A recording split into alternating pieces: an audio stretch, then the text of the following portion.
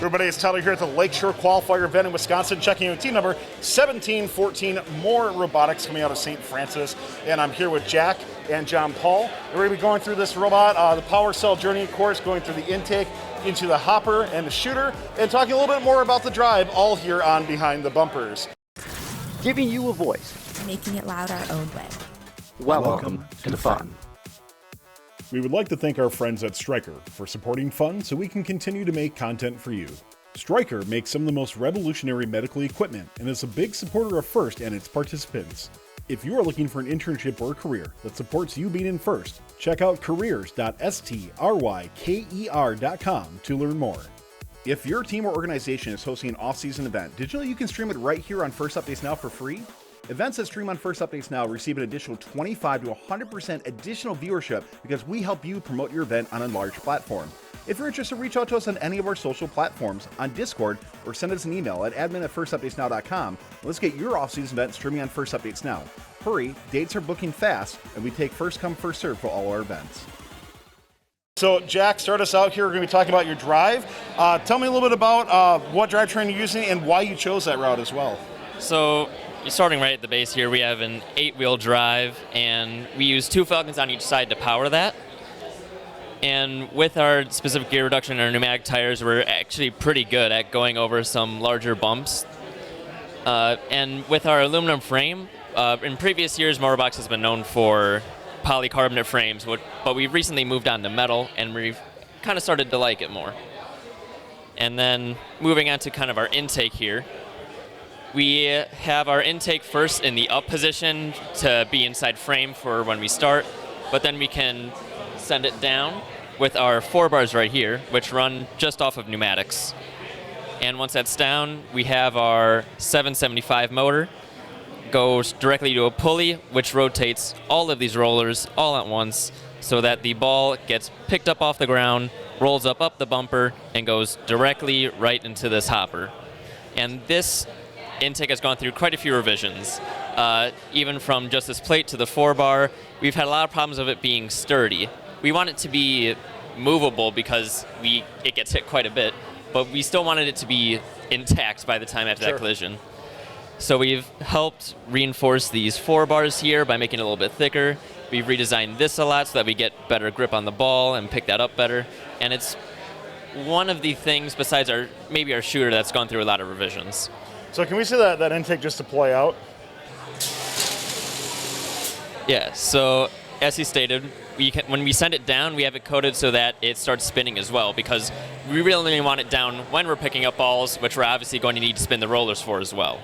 And right here in these rollers, we just have a rubber. It took quite a long time to be able to find the right material. Sure. We tried liquid stuff that would solidify on here, which didn't quite work. So we eventually settled on getting these tubes, which we helped use a vacuum to actually expand and get onto here. Very interesting. One thing that just has to follow, so when the intake goes down, it's always rolling no matter what? Yes. Okay, so that's interesting to see with that. Let's move on to your hopper, then we'll see a power cell go in. So John Paul's going to talk a little bit more about your hopper and what you have going on for that. Yes, so our hopper is controlled by a single 775, which is located under this plate right here. And it drives a belt underneath it to these 2 rollers in here, which helps circulate the balls around to feed them deeper through the system. One of the problems we faced with this hopper was the balls were getting stuck in these corners here. Yeah. So originally, this was our first design because this one is always going in.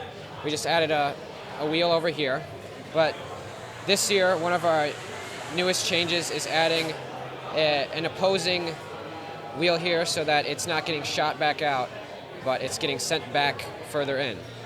I think another thing you have too is when you're rotating this here, that you see that the belts are going opposite ways, and that helps a lot in regards to not having jams, because they're both going the same way, you'd actually have more of an issue in many circumstances. Yeah, jamming is definitely an issue that we've faced with this. Well, let's intake a couple power cells to just kind of see it go into there, and then we'll work our way into your shooter as well.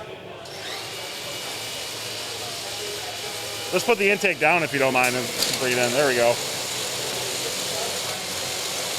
Wow.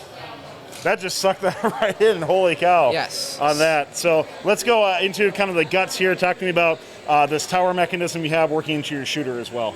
Yes, so basically we have all the way in here, it's very hard to see, but there's a piece of polycarbonate that serves as a sort of ramp from the hopper up to the shooter.